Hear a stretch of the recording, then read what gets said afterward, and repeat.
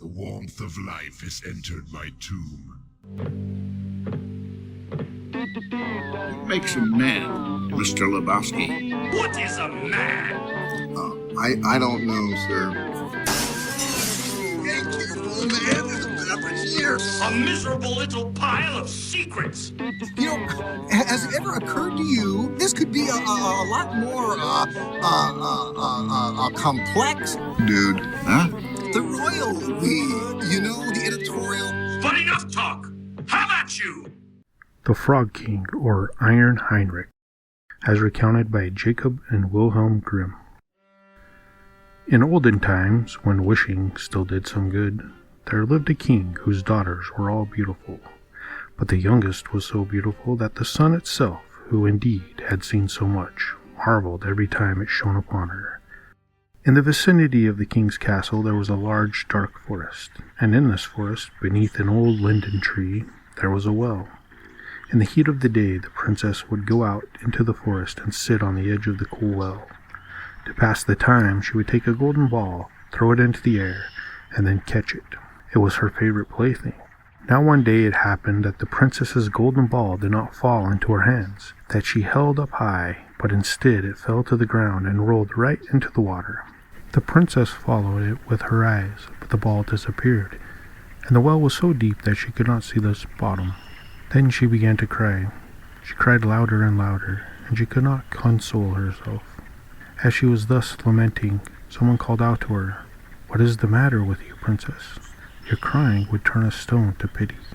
She looked around to see whose voice it was coming from, and saw a frog, who had stuck his thick, ugly head out of the water. "Oh, it's you, old water splasher," she said. "I am crying because my golden ball has fallen into the well." "Be still and stop crying," answered the frog. "I can help you, but what will you give me if I bring back your plaything?" "Whatever you want, dear frog," she said. "My clothes, my pearls, and precious stones, and even the golden crown that I am wearing."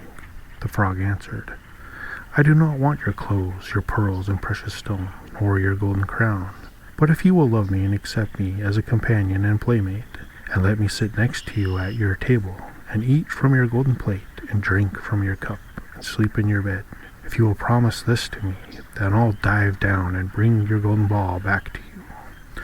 "Oh, yes," she said, "I promise all of that if you will just bring the ball back to me." But she thought, "What is this stupid frog trying to say? He just sits here in the water with his own kind and croaks. He can't be a companion to a human." As soon as the frog heard her say yes, he stuck his head under and dove to the bottom. He paddled back up a short time later with the golden ball in his mouth and threw it onto the grass. The princess was filled with joy, and she saw her beautiful plaything once again, picked it up and ran off. "Wait, wait," called the frog. "Take me along. I can't run as fast as you." But what did it help him that he croaked out after her as loudly as he could? She paid no attention to him, but instead hurried home and soon forgot the poor frog, who had to return again to his well. The next day the princess was sitting at the table with the king and all the people of the court, and was eating from her golden plate, when something came creeping up the marble steps. Plip-plop, plip-plop, plip-plop. As soon as it reached the top, there came a knock at the door, and a voice called out, "Princess, youngest, open the door for me." She ran to see who was outside. She opened the door, and the frog was sitting there. Frightened, she slammed the door shut and returned to the table. The king saw that her heart was pounding, and asked, "My child, why are you afraid? Is there a giant outside the door who wants to get you?" "Oh, no," she answered. "It's a disgusting frog." "What does the frog want from you?"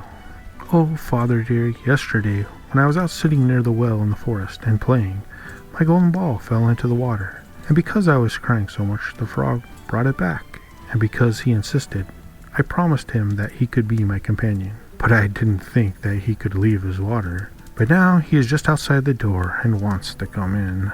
Just then there came a second knock at the door, and a voice called out, "Youngest daughter of the king, open the door for me. Don't you know what yesterday you said to me down by the well? Youngest daughter of the king, open up the door for me."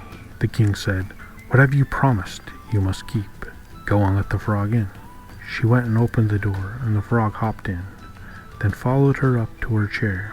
He sat there and called out, "Lift me up next to you." She hesitated, until finally the king commanded her to do it.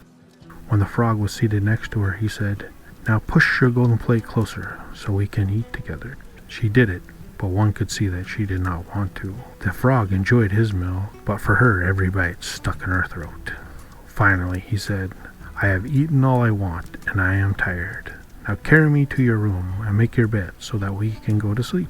The princess began to cry and was afraid of the cold frog and did not dare to even touch him. And yet he was supposed to sleep in her beautiful clean bed. The king became angry and said, "You should not despise someone who has helped you in a time of need." She picked him up with 2 fingers, carried him upstairs, and set him in a corner. As she was lying in bed, he came creeping up to her and said, "I am tired, and I want to sleep as well as you do. Pick me up, or I'll tell your father." With that, she became bitterly angry and threw him against the wall with all her might. "Now you will have your peace, you disgusting frog." But when he fell down, he was not a frog, but a prince with beautiful friendly eyes, and he was now, according to her father's will, her dear companion and husband. He told her how that he had been enchanted by a wicked witch, and that she alone could have rescued him from the well, and that tomorrow they would go together to his kingdom. Then they fell asleep.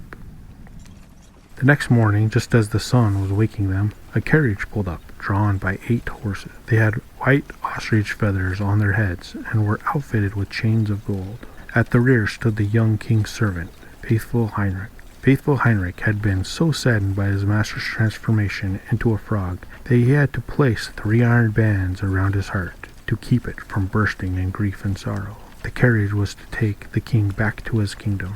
Faithful Heinrich lifted them both inside and took his place at the rear. He was filled with joy over their redemption. After they had gone a short distance, the prince heard a crack from behind, as though something had broken. He turned around and said, "Heinrich, the carriage is breaking apart." "No, my lord, the carriage, it's not breaking apart, but one of the bands surrounding my heart, that suffered such great pain when you were sitting in the well when you were a frog." Once again, and then once again, the prince heard a cracking sound and thought that the carriage was breaking apart, but it was the bands springing from faithful Heinrich's heart, because his master was now redeemed and happy. The end. We will meet again.